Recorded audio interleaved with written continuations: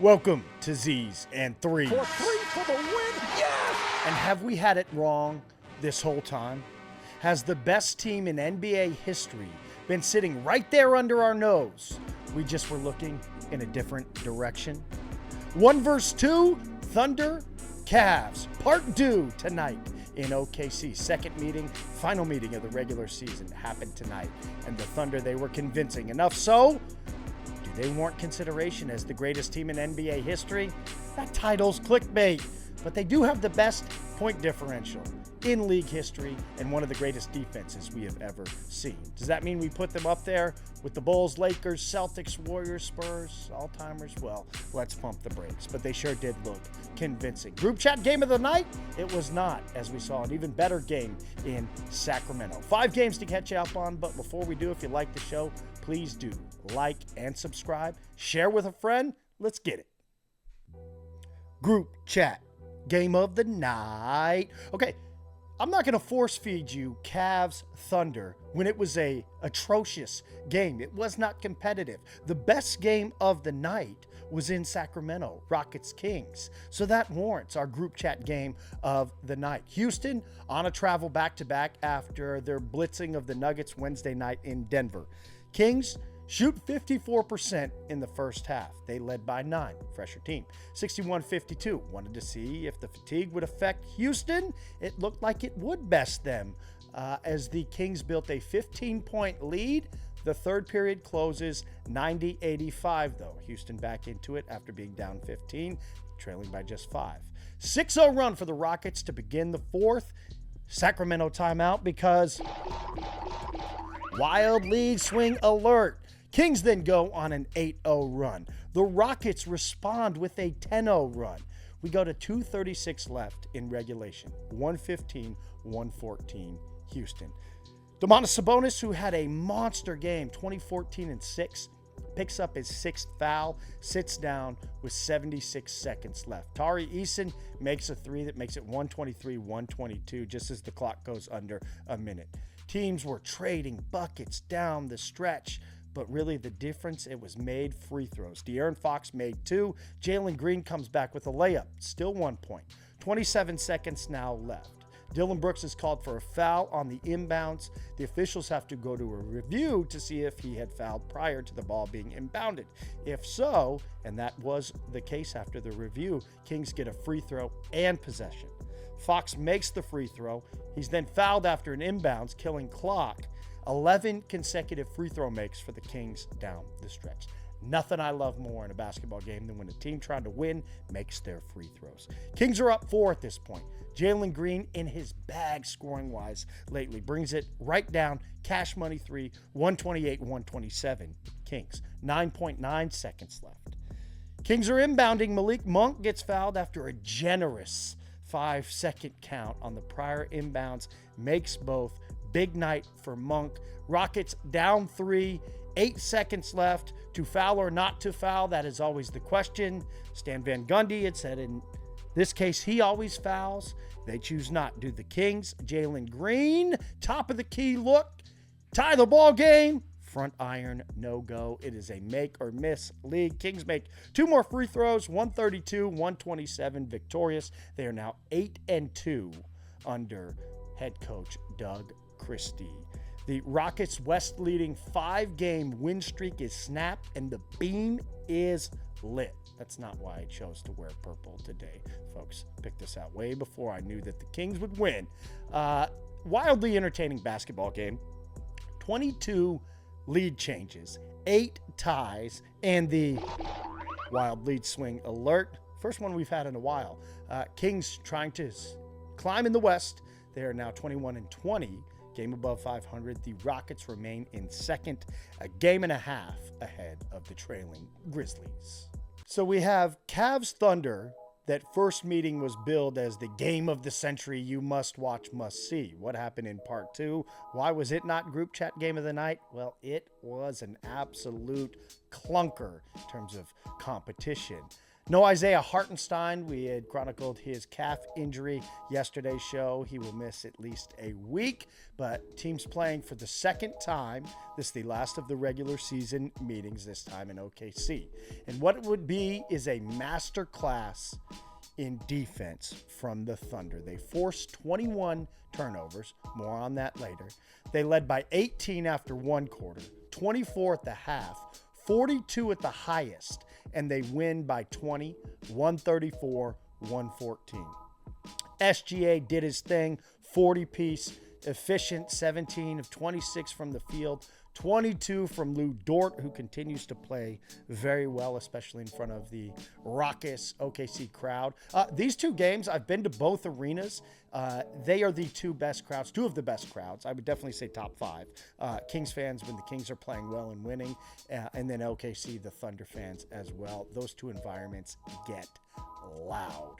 Donovan Mitchell struggled in this game. 3 of 15, just 8 points. Plays only 21 minutes. I thought rather than spin our wheels on breaking down the game, let's zoom out. And what did we learn from the two matchups? Well, the Thunder, the more convincing of the two wins. It was a game in Cleveland that was decided down the stretch. A couple of plays specifically from the Cleveland big men, Jared Allen and Evan Mobley. Both games, though, count the same. This did even up the records for both teams, hence at the top. Maybe we were looking in the wrong direction the whole time. Cavs get off to such a great start, 15 consecutive wins. Thunder, though, 15-game win streak. So, does the fact that the Thunder won as convincingly as they did without Isaiah Hartenstein, first and foremost, it's not that surprising given that they have been successful without them. And I am not saying they are a better team without him, just that they have shown that they can win without him. Won this game without Chet Holmgren and Isaiah Hartenstein when they had a clear deficiency at the big man position. We know what both teams do great.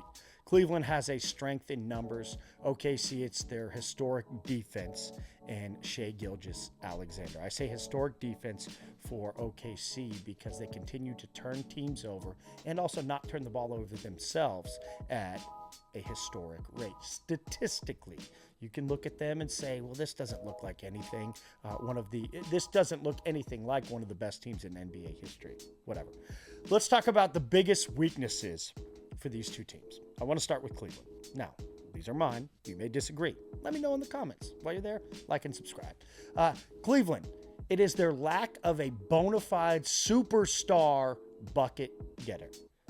Donovan Mitchell, Darius Garland, Evan Mobley, I think that is their tier of player that is there.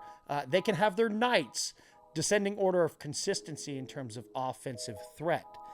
But come playoffs, here's my 7-game series theory. Star can have one off game, but if you're playing a quality opponent, and that's generally second round and forward, if your star has an off game, you're playing with fire. Your second best guy, he can have 2 subpar to his standard games. Your third guy has to give you 3 quality outings, and your role player, you have to get 1 great game from. That is a formula for victory per season threes in a 7-game set. So for Cleveland, where does their cast slot in? They have the role player portion set. They have a handful of guys that can do that 1 game in a 7-game series. Maybe that 1 through 3 revolves across the course of a series and they play past the baton. But I still think that their most glaring deficiency is who that superstar offensively can always do it is. Mitchell, tonight he went 3 of 15. You look at that first meeting against the Celtics, Darius Garland went 3 for 21. The first loss against Atlanta, Donovan Mitchell goes 4 of 14 from 3. Second loss against Atlanta, Mitchell goes 2 for 10. Now, Mitchell, in his defense, does have a pretty good playoff record. He's played 54 games, averaging 28 points, 5 assists on 44, 36, 85 splits. That's better than his numbers in the regular season, in which he averages 24 points, 4.6 assists on 45, 37, 84. Last year's playoff losses, though, 13, 18, 50, those were in the games against Orlando. Then 33, 33, and 2 DNPs against Boston. So can't really hold that to him. It's debatable, and we will get there in house shoes about Mitchell's superstar status. But is it good enough to do against, say, Boston, New York, or Milwaukee? The question I pose to you, and for Cleveland fans, if Donovan Mitchell is your best player, can you win a title? Remains to be seen. That is their biggest question. For Oklahoma City, no doubt they have a bona fide superstar in SGA. Well, maybe I'll contradict myself when we get there later. But the second best guy in a high-level playoff series for the Thunder, who is it? Jalen Williams, he has been the second banana throughout the time for these two, but are you risking your playoff livelihood on his production? Last year against Dallas, 17 points, 6.5 rebounds, 5.7 assists. He did it on 42, 38, 84. He played P.J. Washington, who was the second best scorer for Dallas, to a draw. They both averaged 17 points. Okay, so yeah, let's give it to Williams. Good enough. Lou Dort, is he going to be your third best guy? Chet Holmgren can definitely be either that second or third best. But the question is, with Holmgren, will he be healthy? And can he maintain it over a long playoff run? Averaged 15.8 points against Dallas. Adding Isaiah Hartenstein certainly gives them another option. I don't think you necessarily run offense for him, but he will continue to gobble up points like he does rebounds. So back to my theory. You know what you're getting from Shea. The question is, do you get from the other guys what you need when it matters most? Thunder made their claim tonight, no doubt about that. Both teams are now 34-6. They split the season series. They are both in comfortable command of their conference leads, 6 and 7 games. Are they on a collision course to meet in the NBA Finals? Well, there's still a half a season of regular season basketball to get there, but they both seem primed. Rest of the slate, 3 remaining games. Not much to see here, folks. Suns, Wizards, second game of a 5-game road swing for Phoenix. 14-point lead at half, 69-55, trying to get back to 500. Bradley Beal was not playing against his former team. Ankle issue for Beal. Suns go wire to wire. 3-point game with 106 left, so it did get close. They close it out 131-23, game high 37 from Devin Booker, 23 from KD in his return to the DMV. The Wizards have now lost 8 in a row. Are they streaking again? Can they get to double digits? Phoenix back to 500, 20-20. They are 11th in the West. Pacers, Pistons, looks like it would be a great game on paper. Tyrese Halliburton back for this one. It was nearly the same halftime score as Suns Wizards, 69-56, just 1 point off, in favor of the visiting Pacers. The game was dominated by the Pacers. Their lead grew to 20. It ended 111-100. Indianapolis, 17 points, 4 rebounds, 8 assists for Halliburton. Game high 28 from Miles Turner. Hook 'em, even though the season's over. 26-7-7 for Siakam. Pacers 6th in the East at 23-19. They, though, are 8-2 over their last 10. The Pistons fall to 9th. Well, I don't know if they fell. They're 9th. They're 1 game above 500. Final game of the night, Clippers-Blazers. It's interesting in this one. Clippers on that travel back-to-back after their annihilation Wednesday of Brooklyn. Didn't slow them down. 20-point lead after 3. It finished 118-89, so they win back-to-back games by a total of 88 points. Norman, vote me as an all-star, pal. 23 points. James Harden, 19.6 dimes. The Clippers are a game ahead of the LA Lakers for 5th in the West. Heavy Pour, leading score of the night, presented by Portland Water. Visit them, drinkpdxwater.com. Hydrate up, folks. It is the key. Shai Gilgeous-Alexander, his 40 spot was the Heavy Pour. Dunk of the night. You want to sponsor Dunk of the Night? Holler at your boy. Info's down below. The Cavs, they did have one highlight on the evening, and that was a Jarrett Allen dunk on Isaiah Joe. It was the first points of the ball game. My performance of the night, I'm going to give it to the collective. The Oklahoma City defense.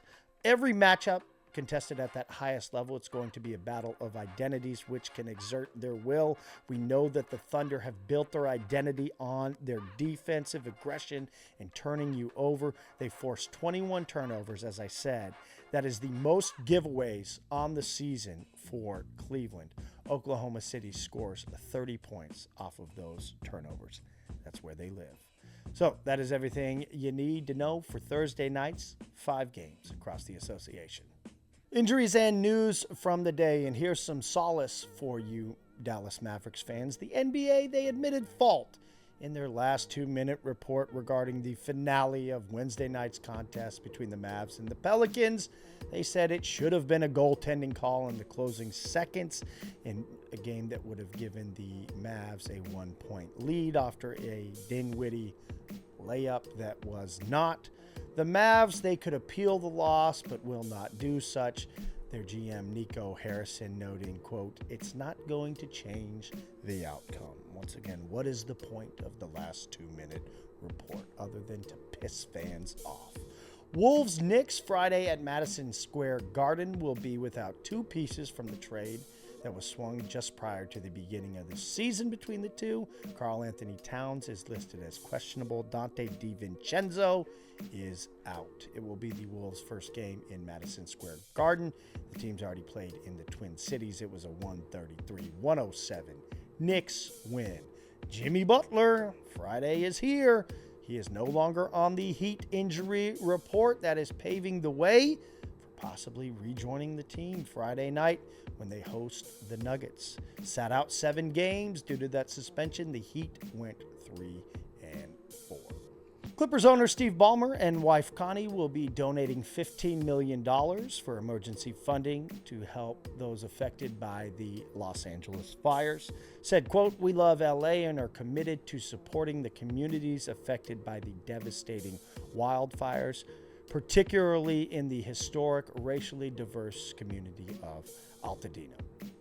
House shoes tonight, rock in New Balance 993s. Anybody else going for the Jounds tomorrow? Stay off the New Balance website. Don't beat me there. Let's talk bona fide superstars. I have been teasing this. So I had a conversation across the course of the games this evening between 2 respected basketball minds that I engaged. They are also consumers of Z's and Threes, very active in the conversation, as you should be as well. You're going to want to chime in the comments on this one, because I want to define what is a superstar in this league. Here's my definition and how we're going to work through this. It is players right now you can win or compete for a title with as your number 1 best player. Okay. The bona fide superstars, no doubt about it. Nikola Jokic, Giannis Antetokounmpo, Jason Tatum, Steph Curry, and Luka Doncic. These are all ones that I put in the bona fide superstar category. Jokic, Giannis, Curry. Yes, I still think Steph Curry, if he had the supporting cast around him, can be the number 1 best player on a championship competing team. Jason Tatum just showed it. Luka has been to an NBA Finals. He's been to 2 conference finals. The conference finals, to me, that's really the mark of true championship contention, because you're 1 step away from being able to touch the trophy, 4 wins away if you can get there. So you will notice that I have left out, in spite of labeling him one earlier. There's a difference between a superstar in terms of advertising, marketing, and what you've accomplished. I think 1 foot in the door right now, bona fide superstar, Shai Gilgeous-Alexander. If you want to put him in that class, go right ahead. I can't put him there, not until we at least see him test his mettle in the conference finals. Those other guys we have seen. Shai we have yet. He hasn't got out of the second round, didn't do that. Still young in his career. This is no shade on Shai. Players waiting in line, ID please. Jalen Brunson, Anthony Edwards, Donovan Mitchell, Ja Morant, and Devin Booker, who I will say opened the door, but he has since been kicked out and thrown back in line. Booker was the best player on that Suns team that went to the finals. Does he get back to another? Remains to be seen. And one other name that I think is the most criminally disrespected player in the NBA, Trae Young. I'm going to give it to him off the strength of his run to the Eastern Conference Finals in 2021. Yes, that was a while ago now.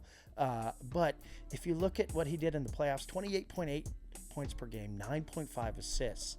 In the 22-23 playoffs, 29.2 points, 10.2 assists. Like I said, I think criminally disrespected. Back of the line, but he is in it, Victor Wembanyama. I think he's going to get that Spurs team to the playoffs. Probably shouldn't be this year if they want to continue to build their talent.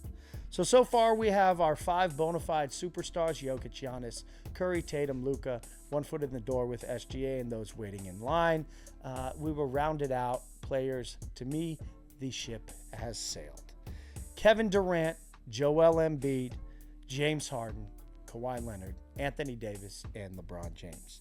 Remember, my definition is players right now you can win or compete with for a title as your number 1 best player. This is no deference to what they have done in the past. KD, LeBron, even Anthony Davis, Joel Embiid, maybe you want to put him in there, but bona fide superstars in this league. I think you have to have one to win a title, at least to compete for one.